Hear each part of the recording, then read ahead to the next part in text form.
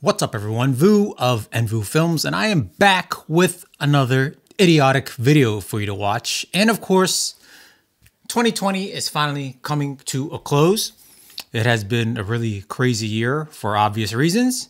For me, I guess it wasn't too bad. I had a goal of getting 10,000 subscribers by the end of 2020. And clearly I've only reached a little bit over 8,000 and we only have like 2 or 3 days left of 2020. So like Canon, trying to compete with Sony in the mirrorless camera market, I've fallen just a bit short, but that is okay. Overall, channel has grown very well and I really appreciate all of my loyal subscribers, everyone who comments on my videos. As you always see that I always comment back and I really appreciate your support. That being said, if you're new here and you like camera content and the occasional tube douche idiotic commentary, please consider subscribing to my channel. It will be greatly appreciated. I generally do videography content, some photography content from time to time using Sony E-mount cameras.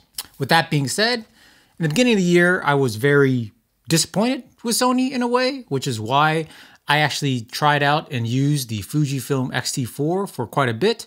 For about 2-3 months in total, filmed a couple of professional gigs with it. Considering the whole COVID situation, there was not many gigs to be done. So I was only able to do a couple. But then, of course, the Sony A7S III was announced. And most can agree that Sony Mirrorless has been very good with photography. Photographers on, using the Sony email system could not be dissatisfied with what Sony has done. However, for video, up until mid-2020, videography has been quite disappointing. So, of course, when the Sony A7S III was announced, one here, and also the one I'm filming with, we got very excited, and rightfully so. The Sony A7S III has been an incredible camera for me, as for many other tube douchers around the world. The Sony A7S III is a huge success, and also Sony announced the Sony FX6 for the more cinema camera type body. Those who prefer that, the Sony FX6 was announced, so that's perfect for you guys. As of right now, that's not what I want to be using. That's not the type of filmmaker I am. So these Sony A7S IIIs are perfect. Now moving along to 2021, what can we look forward to for Sony E-mount? Of course, let's just start off with the bodies. There's rumors that Sony's going to announce the Sony A9 III or Sony A9 whatever the model is going to be, but that's supposed to be 8K 30p no overheating camera, 50 something megapixels, pretty much beast mode hybrid camera. And it's going to have probably 4K 60 and all these 10 bits and everything that the Sony A7S has, but it has an 8K 30p capability, which, most of us will never use, most of us don't even need, and most people who view it won't even notice what is 8K, what is 4K, what have you. But Sony is clearly going after Canon and trying to just take over that throne. More power to them, do what they want to do, great. One thing I would say that 8K 30p would be great for me is what I do now when I take family photos is I put the camera on a tripod and I actually just film a video because I have 2 little kids. I have a baby and I have a 3-year-old, and it's very hard for me to get a good shot of them smiling. So what I do is I just hit record and I end up just getting like a 4K photo or 4K screenshot, and I turn it into a photo for our family pictures, which is plenty enough for like small frames or just sharing online with family and friends. That's what I've been doing, but it would be great to have 8K if I was doing that, but really, I have no need for that. But for those of you looking for that 8K super high-speed photography camera beast, the A9 is for you. But the one camera I'm most interested in is the rumored A7 IV, which I think will be fantastic if it comes with 4K 60. The rumor is it is 4K 60, but at its APS-C crop. It has 4K 24 downscaled from 6K sensor, which is the same exact sensor as A7 III, but the A7 IV would have a new processor that makes it capable of shooting 4K 10-bit 422 as well as 4K 60 in crop mode. And hey, I wouldn't mind that as a backup camera or a C B/C cam for my A7S IIIs when I'm doing multiple angle shoots, such as weddings, such as corporate interviews, things of that nature. So I'm looking forward to the A7 IV. Probably going to be $2,500, which I think is a reasonable price for a camera of that capability. But I think as most of us probably already settled in to the camera that we want, some of us only need one camera body, A7S III, whatever it is that you have. What we want to look at is the lens selection. And this is where Sony has pretty much every other camera brand beat out in the mirrorless market. Yes, you can sit there and say, well, ESR5, R6, Canon, you could adapt EF glass with their douchebag Canon lenses. What I will tell you about that is it is an adapter. And when you adapt a lens, you are adding an extra extension to it to have it adapt to the camera. From my experience, adapters are a bit cumbersome. I used an adapter on the Fuji X-T4 earlier in the year. It worked fine, but there was this disconnecting feeling between the camera and the lens, and it just makes for overall weird feeling ergonomics. That's just my opinion. And I do have plenty of Canon shooting friends who shoots with ESR, etc., and they have tried the adapters, and they said it's still not as good as the native mount lens. So pretty much if you have RF camera, ESR5 or 6 is always better to just get RF glass. Even though you can adapt for the meantime, it doesn't make for a good feeling camera because one, the mirrorless camera body is lighter, EF glass is bigger for DSLR, and also you're adding an additional adapter to it, making it even heavier, bigger, less ergonomic, less balanced. And the performance is not quite as good as it is if you're using a native mount glass. So with that being said, Sony already has a massive lens selection for E-mount. For 2021, they're releasing, I think, coming January, 35mm f1.4 G Master. I have the f1.8 here. I heard that the G Master 35 is probably gonna be around the same size as 24mm, around the same size as 24mm G Master, which I'm filming with right now. That would be a great size.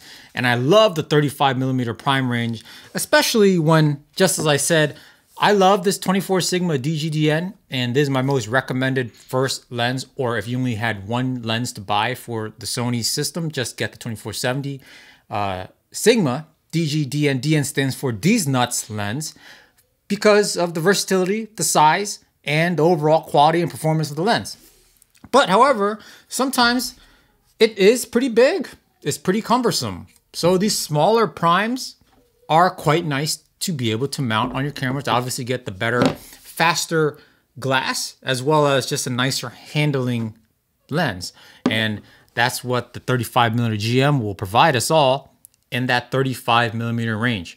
Other lenses rumored to come out are more Sigma DGDN. DN stands for These Nuts lens, namely the 70-200 DGDN. DN stands for longer range These Nuts. But right now I do have a 70-180 Tamron, which is another very nice piece of glass for the Sony E-mount system. And look, it's so small and it pretty much almost gets you what a 70-200 offers. So if you're looking for a very good budget, high performing piece of glass, in the telephoto end, the 70-180 Tamron is a great choice, but the 70-200 Sigma is something to look forward to. Other than that, we do have a lot more budget lenses coming out, especially from brands like Viltrox, which I've tested Viltrox lenses for Fuji X mount. I've tested the 23 and the 33 f1.4 prime lenses, and those have been fantastic.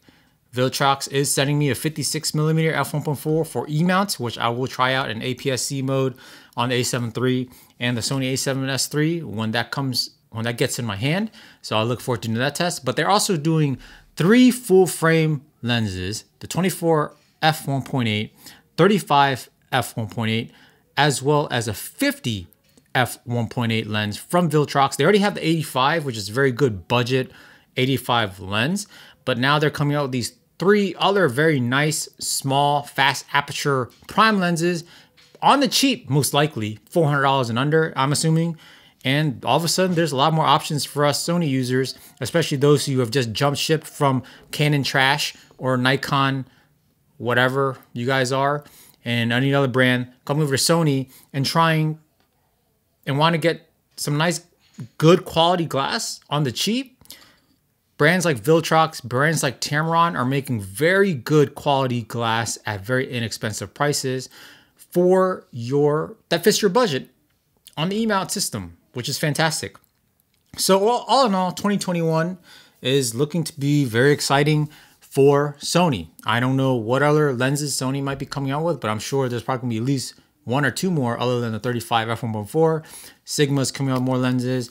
I don't know what Tamron has in order as well as these other smaller brands such as Viltrox. So there's an infinite amount of variety and choices that fits all budgetary needs, not including even used lenses on the market that you could get for a very good price.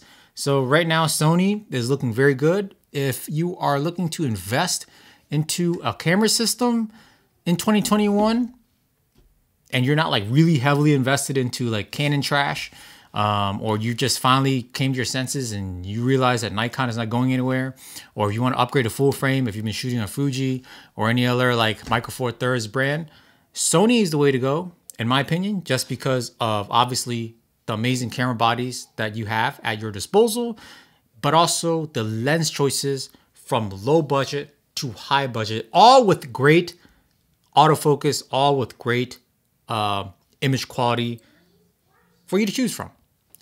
So that is my take with Sony in 2021.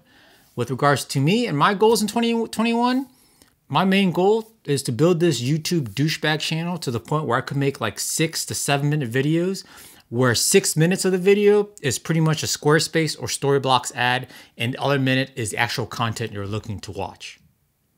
All jokes aside, I'm going to just continue to do what I do. Do my YouTube channel the way I've always been doing it. Working on myself, as always, to try to become a better person, better parent, better husband, things of that nature. And of course, continuing on this filmmaking journey and trying to be the best filmmaker I can be, telling the stories that I can, and obviously with what I learned in my journey, I try to share with you guys here on this YouTube douchebag channel. With that being said, guys, I hope you had a happy holiday. And of course, if I don't post another video between now and New Year's, have a happy New Year. I hope you guys have a great one. And we all hope 2021 will be better than 2020. That shouldn't be too difficult, I hope. With that being said, till next time, line up.